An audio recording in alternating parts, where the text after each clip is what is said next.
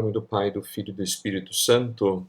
Vinde, Espírito Santo, enchei os corações dos vossos fiéis e acendei neles o fogo do vosso amor. Enviai o vosso Espírito e tudo será criado e renovareis a face da terra. Oremos, Deus, que instruístes os corações dos vossos fiéis com a luz do Espírito Santo. Fazei que apreciemos retamente todas as coisas segundo o mesmo Espírito e gozemos sempre da sua consolação. Por Cristo Senhor nosso. Amém. Uma boa noite a todos. Espero que todos estejam bem nesse período que nós estamos vivendo, essa nossa quarentena. E hoje é o dia de nós retomarmos o nosso estudo bíblico a respeito destas etapas que precederam a formação dos evangelhos que nós temos na Sagrada Escritura. No primeiro vídeo que nós gravamos a respeito desse tema, nós falamos a respeito daquela primeira etapa da pregação cristã que nós chamamos de querigma. O querigma é esta pregação fundamental a respeito, sobretudo, da morte e ressurreição de Jesus. Esse era o primeiro anúncio que era feito àquelas pessoas que deveriam abraçar a fé cristã. Para receber o batismo, bastava justamente acreditar nessa verdade fundamental. Aquele que foi crucificado, ele de fato ressuscitou dos mortos. Apenas o anúncio do querigma não permitia que a comunidade experimentasse uma progressiva evolução nesse seu pensamento teológico, doutrinal, a respeito da pessoa de Jesus. De modo que, de maneira muito consciente das suas responsabilidades, os pregadores cristãos sentiram essa necessidade de aprofundar os conhecimentos da pregação. E não mediram esforços para fazer isso, oferecendo uma visão cada vez mais ampla desse mistério cristão. Uma vez que o querigma girava ao redor da figura de Jesus Cristo, ou seja, do seu mistério pascal, sua paixão, morte e ressurreição, é natural que também a didaqué girasse a respeito da vida e das obras de Jesus. A palavra didaqué vem de didasko, que é um verbo grego que significa ensinar. Então é justamente isso que nós temos. Nós temos uma instrução mais séria, mais detalhada a respeito da vida e do ministério de Jesus. Como eu já tive a oportunidade de dizer em outras ocasiões, o cristianismo não surge de uma doutrina. A doutrina, ela é um passo posterior. O primeiro momento é justamente um fato, o fato da pessoa de Jesus de Nazaré. Ou seja, ele é o verbo encarnado, é um acontecimento histórico que divide, inclusive, a nossa história. Mas a partir de um certo ponto, é necessário refletir a respeito dessa figura. Quem ele é? Como expressar toda a riqueza do seu ser? Então, é nesse segundo momento que virá a doutrina. Mas a gente precisa ter muita atenção porque na Sagrada Escritura nós não encontraremos uma doutrina completamente elaborada. Nós não encontraremos toda uma cristologia como nós encontramos hoje nos manuais, nos livros, no catecismo. Não. É lógico que ali as formulações ainda são bastante elementares, muito incipientes, mas isso não quer dizer que elas não sejam igualmente profundas, porque os primeiros cristãos já conseguiam intuir através de elementos, esta riqueza da pessoa e da mensagem de Jesus Cristo. Os primeiros cristãos precisavam, inclusive, ter uma preocupação adicional. Eles precisavam expor essa doutrina de maneira a evitar qualquer tipo de semelhança com certas mensagens que eram nocivas para a fé cristã. Por exemplo, havia neste mundo médio-oriental, neste universo ali ao redor do Mediterrâneo, diferentes culturas que tinham ideias variadas a respeito de Deus, a respeito de semideuses, de figuras mitológicas, de figuras fantasiosas. Então, além disso, os cristãos precisavam se preocupar para que a sua mensagem não fosse confundida com uma mitologia a mais. Seja como for, não é fácil a gente tentar reconstruir os passos que os cristãos tomaram para chegarem até uma elaboração mais profunda a respeito da figura de Jesus Cristo. De qualquer forma, nós temos alguns textos que são bastante antigos e que mostram a crença dessa comunidade na figura de Jesus Cristo. Eu gostaria de tomar com vocês apenas um versículo do capítulo 2 dos Atos dos Apóstolos, o versículo 36 de Atos 2. Nós estamos naquela manhã de Pentecostes. Os discípulos acabam de receber o dom do Espírito e eles, que até então se comportavam de maneira tímida, covarde, partem para poder anunciar o Evangelho. De modo particular, é Pedro quem toma a palavra nessa manhã de Pentecostes e fala em nome do grupo dos discípulos. E dentro deste anúncio querigmático que Pedro faz a respeito desse mistério da morte e ressurreição de Jesus, ele afirma uma verdade fundamental a respeito de Jesus. Vejamos então esse texto. Nesse seu discurso, na manhã de Pentecostes, Pedro, num dado momento, afirma duas coisas a respeito de Jesus. O texto diz: saiba, portanto, com certeza, toda a casa de Israel, Deus o constituiu Senhor e Cristo, este Jesus a quem vós crucificastes. Como nós podemos perceber, são duas afirmações a respeito de Jesus. Aqui ele é chamado de Senhor e chamado também de Cristo. Nós precisamos entender, antes de tudo, que esses títulos não são meras formalidades. Quando a igreja primitiva se servia de títulos, de apelativos para se referir a Jesus, ela tinha uma intenção por detrás. Ou seja, junto desses títulos estava ali embutido também algum significado que a igreja desejava comunicar, alguma verdade que precisava ser apreendida a respeito de Jesus. Então nós vamos hoje nos dedicar de modo particular ao estudo desses dois títulos nos Evangelhos e no Novo Testamento como um todo. Quando a igreja chama Jesus de Senhor e de Cristo, o que a igreja quer dizer a esse respeito?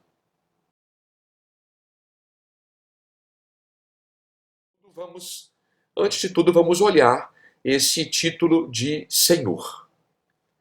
Esse título Senhor é um título bastante primitivo. Isso é atestado, inclusive, em outros textos, até mais antigos. Por exemplo, São Paulo, nas suas cartas, constantemente se serve desse título de Senhor para se dirigir a Jesus. Por exemplo, na carta aos Romanos, escrita pelos anos 50, ou seja, apenas 20 anos após a morte de Jesus, São Paulo faz uma dessas afirmações fundamentais. O texto diz, no capítulo 10º, versículo 9, ele diz: porque se confessares com a tua boca que Jesus é Senhor, e creres em teu coração que Deus o ressuscitou dentre os mortos, serás salvo. Como eu dizia, esse texto foi escrito apenas 20 anos após a morte de Jesus. E aqui, São Paulo já se serve desse título de maneira bastante tranquila, reconhecendo assim o senhorio de Jesus. Mas quando a igreja chama Jesus de Senhor, o que os primeiros cristãos tinham em mente? Aqui nós precisamos distinguir dois tipos de senhorio de Jesus. O primeiro senhorio é esse senhorio que acontecerá no final dos tempos, quando ele vier para julgar vivos e mortos e assim instaurar o seu reino definitivo. E uma segunda forma de senhorio é esta autoridade que ele exerce hoje na sua igreja. Vejamos então o que os textos nos dizem a respeito dessas duas modalidades de senhorio de Jesus.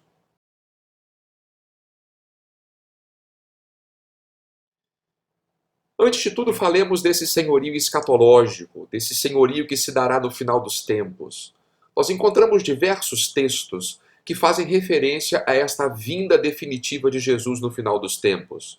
Por exemplo, nós poderíamos ler aqui o capítulo 13 do Evangelho de Marcos, o capítulo 21 do Evangelho de Lucas, os capítulos 24 e 25 de Mateus. Todos esses capítulos falam justamente desta vinda definitiva de Jesus no final dos tempos, que nós chamamos de parousia. A palavra parousia significa vinda. E é uma palavra que foi tirada de um contexto, do vocabulário pagão. Por exemplo, quando um imperador ia visitar uma cidade, era visto dessa forma. Então vejam que aquilo que era utilizado no linguajar civil, com o passar do tempo, passou a designar uma realidade transcendental, uma realidade teológica a respeito da vinda de Jesus. Esta expectativa da vinda de Jesus era algo muito marcante nas primeiras comunidades cristãs. De modo que nós vamos encontrar determinados textos onde esta expectativa da vinda de Jesus era guardada para um período muito próximo, inclusive. Certos textos, como por exemplo a primeira carta de São Paulo aos Tessalonicenses, nós vemos essa expectativa da vinda de Jesus de maneira muito vibrante, muito patente. E isso serviu para provocar na comunidade uma certa crise de nervos, bastante aguda, porque eles estavam tão preocupados com esse futuro que haveria de chegar, e para eles chegaria muito em breve, que muitos deles acabavam se descuidando do próprio presente. É curioso que São Paulo tem de lidar com esse tipo de situação. Por exemplo, aquelas pessoas que na comunidade de Tessalônica estavam tão seguras da vinda iminente de Jesus que já não queriam nem trabalhar, a ponto de São Paulo precisar dar uma recomendação que hoje pode soar um pouco estranha aos nossos ouvidos. São Paulo, àqueles cristãos, ele diz: quem não quer trabalhar também não deve comer. Porque, de fato, havia pessoas muito ocupadas em não fazer nada. Ficavam simplesmente olhando para cima, como se Jesus já estivesse voltando, e não cuidavam deste tempo presente. Mas de onde vem esta expectativa da vinda de Jesus? É lógico que nós temos raízes lá no Antigo Testamento. Diversos profetas anunciavam a vinda de Deus. Um dia de trevas, de escuridão, era anunciado o dia da vingança do Senhor, o dia em que ele viria destruir os inimigos e implantar o seu reinado. E obviamente que o reino de Israel seria exaltado e receberia o domínio sobre todas as nações. Esta expectativa do dia do Senhor, que nós vamos encontrar em muitos profetas do Antigo Testamento, de certa forma foi assumida pelos cristãos. Porém, esse personagem que viria já não mais seria Deus, o Pai, mas seria Jesus. E, inclusive por isso, muitos atributos divinos foram dados a Jesus a partir desses textos do Antigo Testamento. Um testemunho bastante importante que nós temos da igreja primitiva é uma aclamação que até hoje, inclusive, nós utilizamos na nossa liturgia. Uma aclamação que originalmente era dita em aramaico. E aqui nós já conseguimos perceber quão antiga era esse tipo de invocação. Nós vamos encontrá-la de maneira particular em dois textos do Novo Testamento.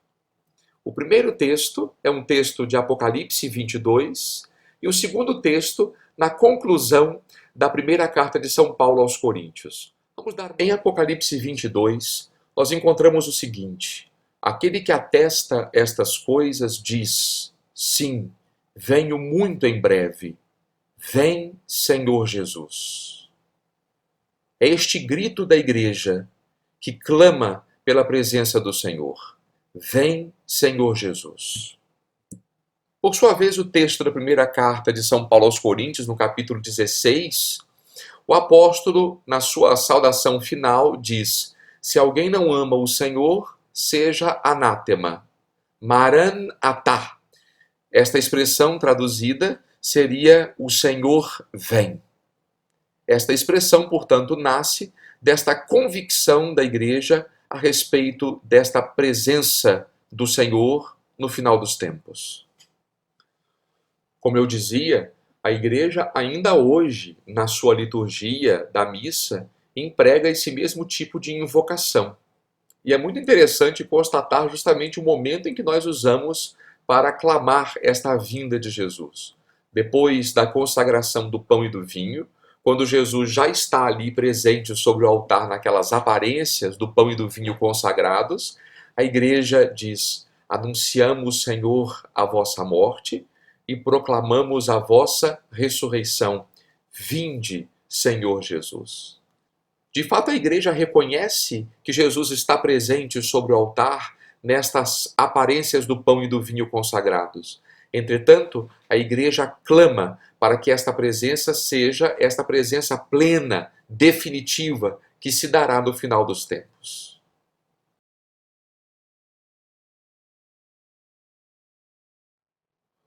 Uma segunda forma de senhorio de Jesus é esse senhorio presente, esse senhorio que Jesus exerce hoje na sua igreja. A igreja sempre teve essa consciência desta autoridade dada por Deus à figura de Jesus, justamente após o momento da sua ressurreição. São Paulo, por exemplo, na carta aos Filipenses, no capítulo 2, ao descrever tudo aquilo que Jesus passou, ele que se esvaziou de si mesmo, que assumiu a condição de um escravo, se fazendo semelhante aos homens, e depois disso sendo reduzido ao nada, ao viver esta morte de cruz, por isso, diz São Paulo, Deus o exaltou. Então São Paulo já afirma esta consciência da igreja nesse senhorio atual de Jesus. E como isso se manifesta? É lógico, todas as vezes que Jesus mantém esse contato pessoal com quem nele crê, esse senhorio se manifesta. Então, uma vez que o fiel tem contato com este anúncio do querigma, da morte e ressurreição de Jesus, e adere a Jesus pela fé, então ele passa a exercer esse senhorio sobre a vida de quem crê. De modo particular, nesse tempo da Páscoa, nós estamos ouvindo diversos textos que falam desta presença de Jesus no meio da sua comunidade. Essa certeza que a igreja tinha de que o Senhor ressuscitado estava no seu meio alimentava profundamente esta confiança nos cristãos de que a comunidade não estava sozinha. Os cristãos estavam profundamente convencidos dessa verdade fundamental. Aliás, esta mesma verdade a igreja ainda hoje procura nos comunicar quando nós, por diversas vezes durante a celebração eucarística, saudamos o povo dizendo: o Senhor esteja convosco, e a comunidade responde: Ele está no meio de nós. Não se trata de uma resposta meramente formal, isso daqui. Trata-se dessa consciência da igreja de que o Senhor, o ressuscitado, se faz presente, e justamente é esta presença que sustenta a sua igreja. E o que faz essa presença de Jesus ressuscitado no meio da sua igreja? Como eu dizia, a partir da sua ressurreição, Jesus comunica também à sua igreja esta força que só pode vir dele. Essa força divina que leva a igreja adiante. São João, no seu Evangelho, no capítulo 15, representa esse tipo de ligação que nós temos com Jesus a modo de uma videira e os seus ramos. Uma vez que estamos unidos a esta videira, nós recebemos a seiva, esta seiva que é a imagem do Espírito do ressuscitado, que agora habita em nós e que nos permite ser um só corpo com Cristo. É evidente que esse senhorio de Jesus atual não exclui também essa nossa expectativa na vinda de Jesus no final dos tempos. As duas coisas, elas são perfeitamente conjugadas na igreja. A igreja tem esta consciência de que Jesus já é o Senhor, porém, esse senhorio de Jesus ainda não é exercido de maneira plena. Isso acontecerá no final dos tempos.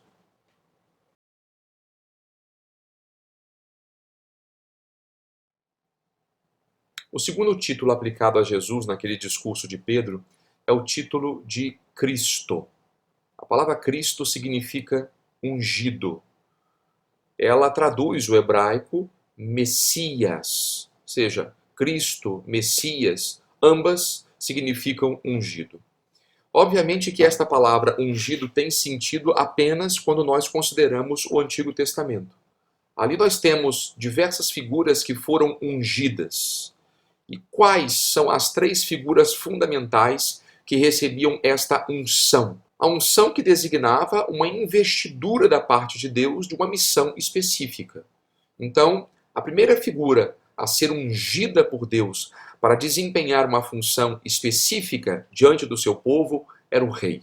O rei era o cabeça, de fato, de Israel. E em diversos textos nós vamos encontrar que existe entre o rei e Deus uma ligação bastante especial. Temos, por exemplo, o Salmo 2, onde Deus assume o rei quase que como um filho, ou seja, entre o rei e Deus Havia uma tal intimidade que era comparada à relação de um pai com o seu filho. Uma outra figura ungida também em Israel era a figura do sacerdote. O sacerdote era esse que exercia o seu ofício como mediador entre Deus e o povo, aquele que apresentava a Deus as preces do povo e comunicava ao povo as bênçãos divinas.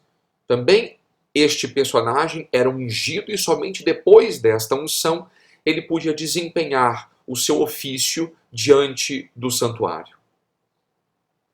E a terceira figura, igualmente ungida no Antigo Testamento, era a figura do profeta. O profeta que não deve ser confundido aqui simplesmente com o visionário, com o vidente. O profeta é aquele que fala ao povo as palavras de Deus. É aquele que tem uma visão bastante lúcida, sobretudo a respeito do presente, e é capaz de censurar os pecados do povo, para reconduzi-lo de novo para os caminhos de Deus. Então nós temos aqui três ideais de figuras, digamos, messiânicas: um profeta, um sacerdote e um rei. Quando nós chamamos Jesus de Messias ou de Cristo, a qual dessas figuras nós nos referimos especificamente? Antes de tudo, nós precisamos considerar que aquilo que nós entendemos por Messias, quando aplicamos esse título a Jesus, quando nós o chamamos de Cristo, é algo um pouco diferente daquilo que os judeus do Antigo Testamento esperavam. Seja o sacerdote, seja o profeta ou o rei, nós estamos falando de figuras históricas, de figuras que exerceriam o seu messianismo aqui neste mundo e nessa história. No caso, por exemplo, de alguns textos que falam de expectativas messiânicas vinculadas à figura de um rei ou de um descendente davídico. Quem seria o Messias? O Messias seria alguém, um homem, que iria instaurar o reino de Israel. Ou seria um profeta que iria realizar as mesmas obras de Moisés. Ou seria um super sacerdote capaz de restaurar o culto no santuário de Jerusalém. Mas vejam, são figuras que exerceriam o seu papel aqui, neste mundo e nesta história. Porém, quando nós aplicamos a Jesus esse título de Cristo, nós queremos dizer algo a mais. Quando nós aplicamos a Jesus o título de Cristo, nós imaginamos outras coisas. Por exemplo, ao chamar Jesus de Cristo, nós queremos dizer com isso que ele é o nosso Salvador, que ele é aquele que perdoa os nossos pecados em nome de Deus. E é interessante que em nenhuma dessas figuras messiânicas do Antigo Testamento exerceriam esse tipo de papel, segundo as expectativas judaicas. Ou seja, o Messias sacerdote não perdoaria pecados. O Messias profeta também não faria isso. No entanto, o Messias Jesus é esse, sobretudo, que nos reconcilia de novo com Deus.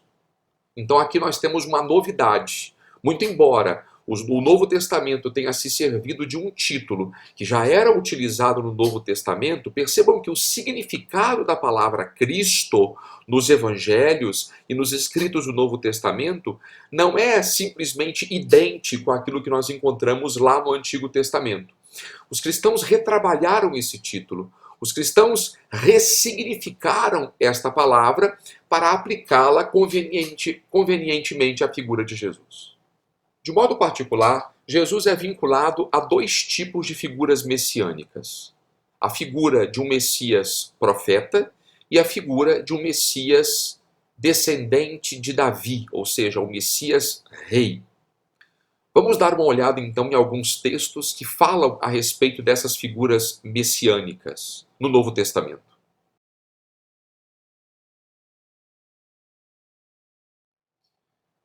É interessante perceber que o próprio Jesus se refere muitas vezes a si mesmo como sendo um profeta.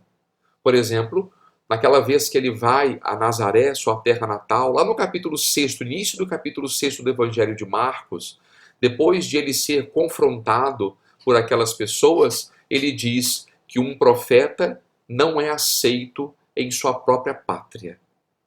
Então vejam que Jesus ele se identifica com esta imagem do profeta rejeitado. Numa outra ocasião, Jesus, a respeito dessas oposições que ele estava sofrendo durante o seu ministério, ele diz que não convém que um profeta morra fora de Jerusalém. De novo, aqui nós temos esta imagem do profeta aplicada pelo próprio Jesus a si mesmo. E é interessante perceber que as pessoas também viam em Jesus a imagem de um profeta. Nós vamos encontrar no capítulo 7º do Evangelho de São Lucas.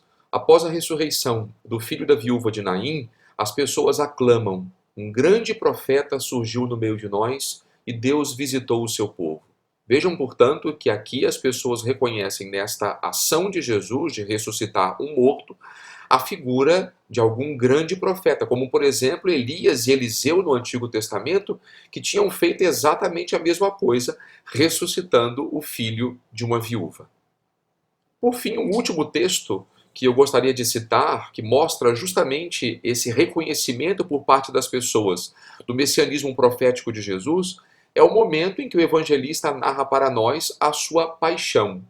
Ali, a descrição da cena é bastante emblemática. Jesus com os olhos vendados, sendo caçoado pelos soldados, que davam-lhe bofetadas e perguntavam para Jesus: adivinha quem te bateu? Ou seja, profetiza. Vejam que aqui nesse texto fica implícita, portanto, esta acusação de que Jesus também será morto por se comportar como um falso profeta. Agora, apesar de nós termos aqui esses textos que falam para nós que as pessoas reconheciam em Jesus, de certa forma, um Messias de índole profética, é interessante observar que isso não era uma unanimidade entre as pessoas que estavam ali naquele contexto da Palestina do primeiro século. Existe um texto muito interessante no capítulo 11 de São Mateus, que narra justamente o momento do encontro dos discípulos de João Batista, que nesse momento está preso, e Jesus. E eles trazem uma pergunta de João Batista para Jesus. Então vamos dar uma olhada nesse texto. João, ouvindo falar na prisão a respeito das obras de Cristo, enviou-lhe alguns dos seus discípulos para lhe perguntarem: és tu aquele que há de vir, ou devemos esperar outro?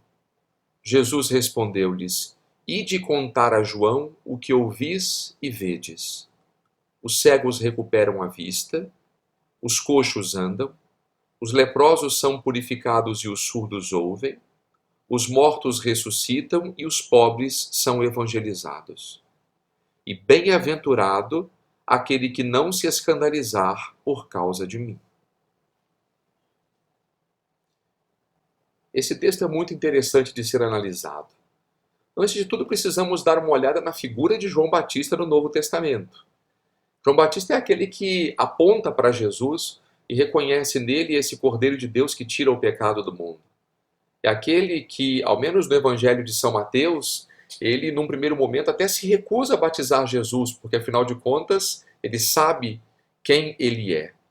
Mas é interessante que parece que aqui João tem algum tipo de dúvida sobre a figura de Jesus. E por que isso?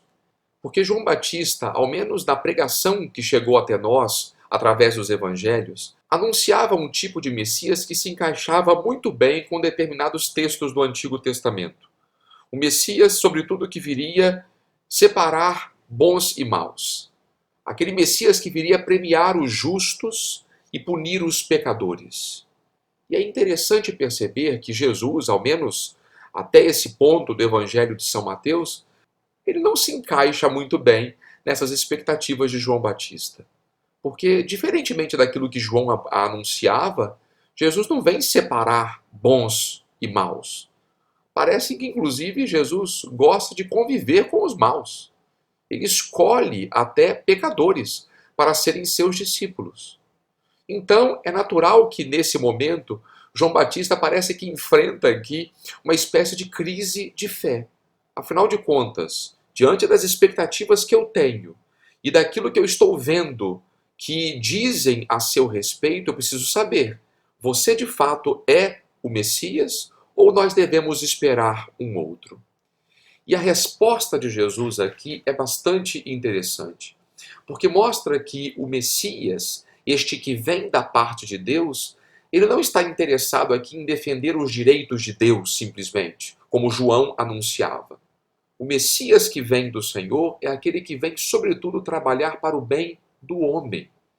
E é por isso que Jesus, em vez de falar a respeito de mandamentos e leis e coisas desse tipo, ele manda que os discípulos de João digam a ele aquilo que ele está fazendo em benefício das pessoas. Ou seja, os cegos recuperam a vista, os surdos ouvem, os coxos andam, os leprosos são purificados, os pobres são evangelizados. Vejam, aqui Jesus não está falando daquilo que ele está fazendo por Deus, mas sim aquilo que ele está fazendo em favor dos homens. Porque na visão, portanto, do Novo Testamento, este é o autêntico Messias que vem da parte do Senhor. É aquele que vem trabalhar para o bem dos homens. Vejam que aqui, então, nós temos a imagem de um messianismo completamente diferente que poderia estar na mente de alguns judeus.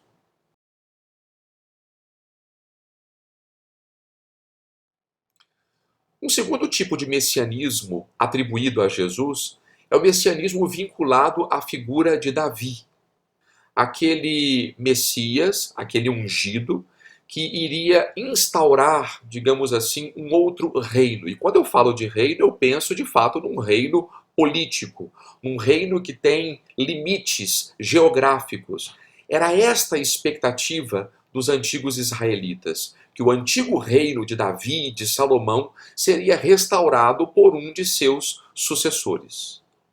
Muito embora Jesus seja aclamado em determinados momentos do Evangelho com esse título de filho de Davi, por exemplo, quando Bartimeu grita para Jesus, ele chama justamente de filho de Davi.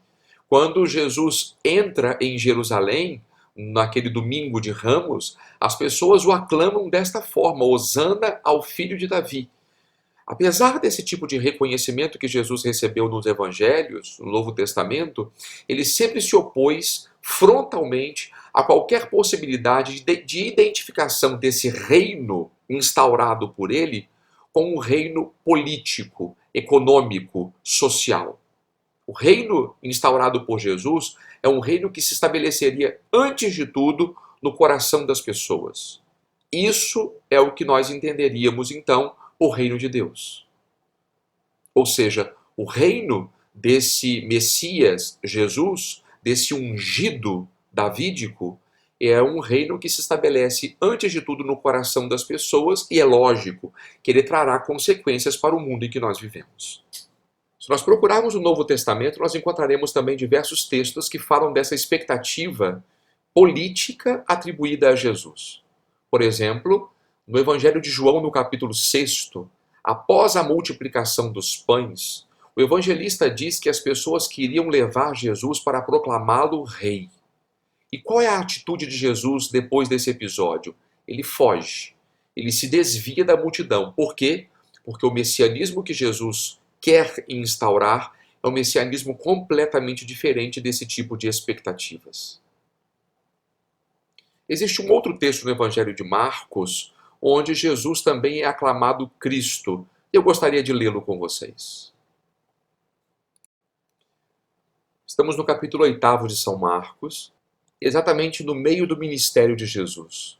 Ele já realizou uma série de milagres, exorcismos, curas, pregações, e agora ele precisa fazer uma avaliação do seu ministério. No capítulo 8, então, Marcos narra para nós. Jesus partiu com seus discípulos para os povoados de Cesareia de Filipe.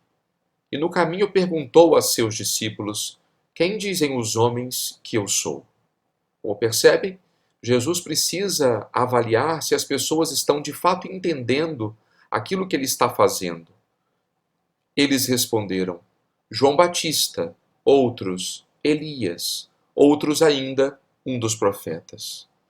Nós podemos imaginar aqui a grande preocupação que Jesus deve ter sentido nesse momento, porque nenhuma dessas respostas que foram dadas refletem de fato a sua identidade. Aparentemente as pessoas não estão entendendo quem ele é. Aparentemente as pessoas não estão captando o sentido das suas ações.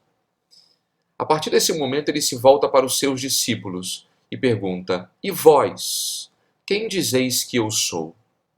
Pedro respondeu: Tu és o Cristo. Parece que esta resposta de Pedro consegue sintetizar bem esse pensamento dos discípulos. Tu és o Cristo. Uma confissão bastante profunda a respeito desta identidade de Jesus. Entretanto, é muito curioso perceber a reação de Jesus após esta confissão de fé de Pedro. Vejam o último versículo. Então, proibiu-os severamente de falar a alguém a seu respeito. É interessante esse tipo de atitude de Jesus. Se Pedro tivesse dito algo correto, qual a razão de Jesus então proibir que ele falasse qualquer coisa a seu respeito? É provável então que Pedro não estivesse entendendo o real significado desse título Cristo que ele acabou de dar a Jesus. Isso fica muito evidente porque se nós continuássemos a ler esse capítulo 8, nós veríamos esta incompreensão de Pedro. A partir desse momento, Jesus começa a falar que ele seria entregue nas mãos dos pecadores, haveria de sofrer, de morrer, etc, etc. E qual é a reação de Pedro? Justamente aqui, nesse capítulo 8. Pedro censura Jesus, depois que ele diz estas palavras. Ou seja, Pedro como que quer ensinar a Jesus o tipo de Messias, o tipo de Cristo que ele deveria ser. E Jesus, por sua vez, é lógico que não deixa barato. Também vai censurar Pedro depois desta sua atitude. Então vejam que aqui esse título, Cristo, atribuído por Pedro a Jesus, é um título que na cabeça de Pedro não era o mesmo tipo de Cristo que Jesus imaginava para si. Ou seja, a palavra pode ser a mesma, mas o significado é completamente distinto.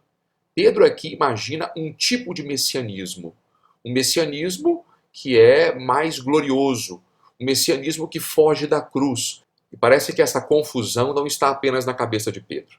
Também os outros discípulos alimentam certas ideias completamente equivocadas a respeito do Messias, do Cristo.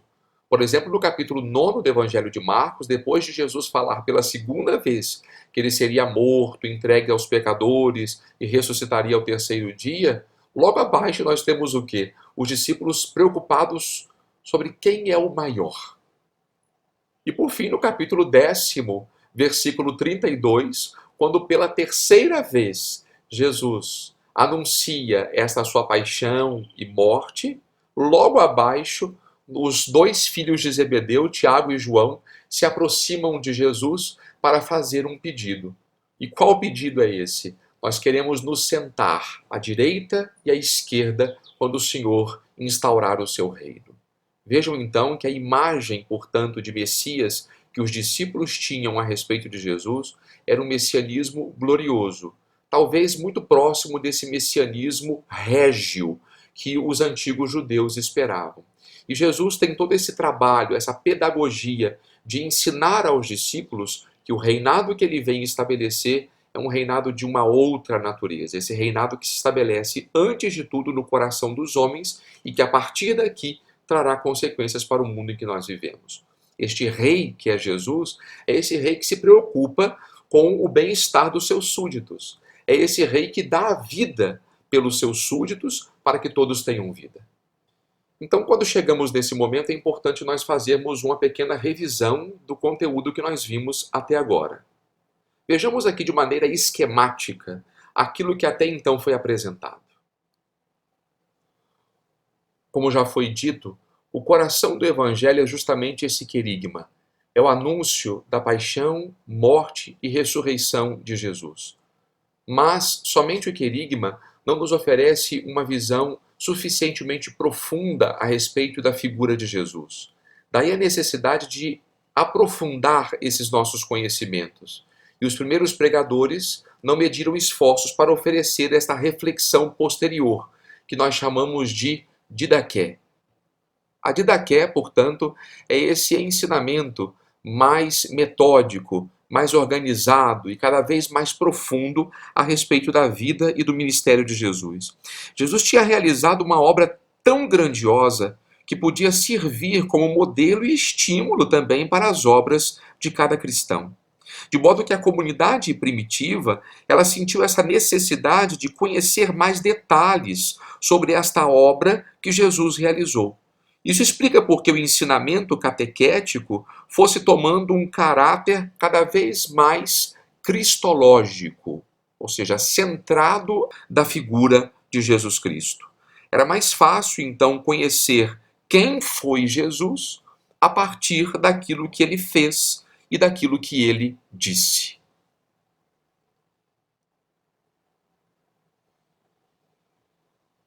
Então, a nossa intenção aqui nesse vídeo não é trabalhar de maneira exaustiva esses temas.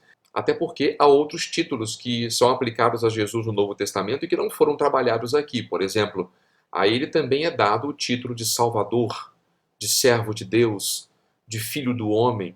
O que é importante vocês perceberem é justamente isso. Esses títulos não são coisas banais. Cada título traz embutido um conceito, uma ideia que os primeiros cristãos queriam nos comunicar.